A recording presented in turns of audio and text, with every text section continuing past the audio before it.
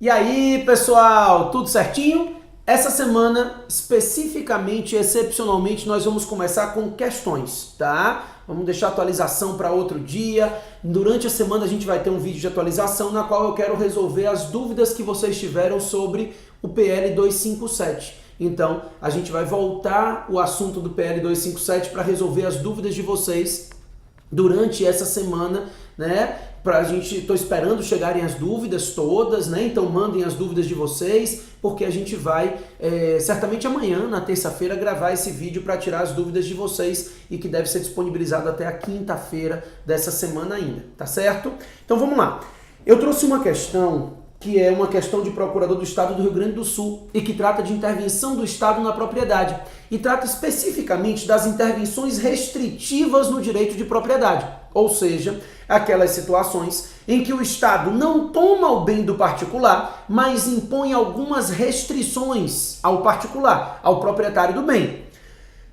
Para começar, a questão diz: assinale a alternativa correta. A. As limitações administrativas são restrições à propriedade de caráter geral que, como regra, geram o dever de indenizar o proprietário. Não geram.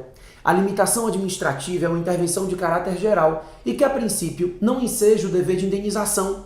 Então, aqui em Salvador, tem uma norma que diz, agora até mudaram o plano diretor, mas em regra, quem mora na beira-mar só pode construir 8 andares. Isso é uma limitação administrativa, o gabarito de prédio, porque é uma intervenção de caráter geral. Eu não estou limitando a sua propriedade, eu estou limitando a propriedade de todos aqueles que morem na beira-mar. Então, uma restrição de caráter geral, como não causa dano específico a ninguém, a princípio não é passível de indenização. Tá falsa a letra A.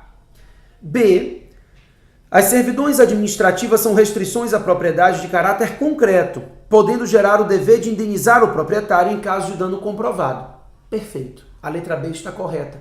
A servidão, ela é uma intervenção de caráter específico. Ela é um direito real na coisa alheia. É um direito real que incide sobre bens imóveis. É colocar o bem imóvel serviente à prestação de um serviço público. Então, colocar um poste para passar fios de energia elétrica no seu terreno.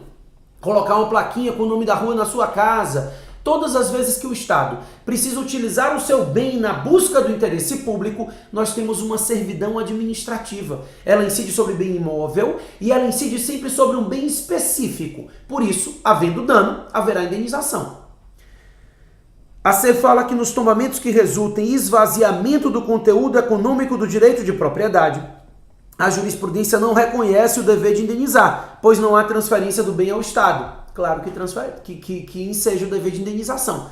A princípio, o tombamento não é indenizável, porque, como regra, o tombamento gera restrições à propriedade, como forma de garantia de proteção ao patrimônio histórico, artístico e cultural. Então, como a ideia é de proteção ao patrimônio histórico, artístico e cultural, as restrições impostas pelo tombamento, a princípio, não são indenizáveis. Mas havendo um esvaziamento do conteúdo, né, da possibilidade de usufruir do bem, é possível a indenização.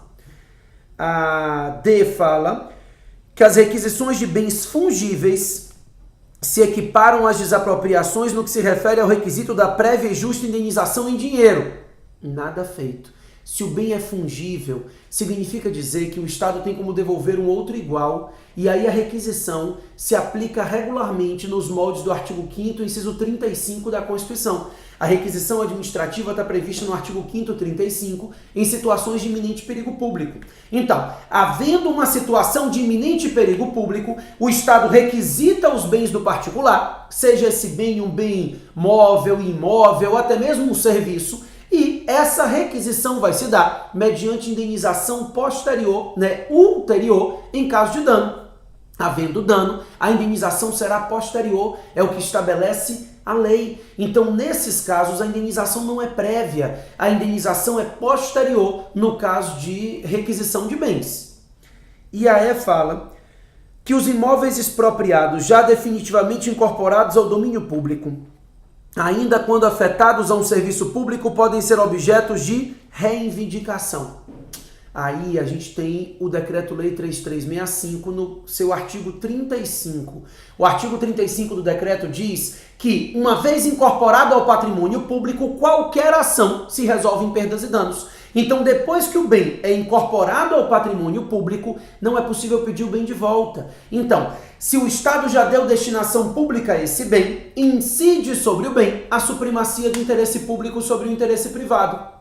E, em razão disso, o particular que foi expropriado não tem como pedir o bem de volta. Ainda que haja uma nulidade, ainda que haja uma ilicitude, qualquer ação se resolve em perdas e danos. Não é possível reivindicar o bem que já foi utilizado pelo Estado na busca do interesse público, o bem que já foi incorporado à fazenda pública. Certo? Perfeito.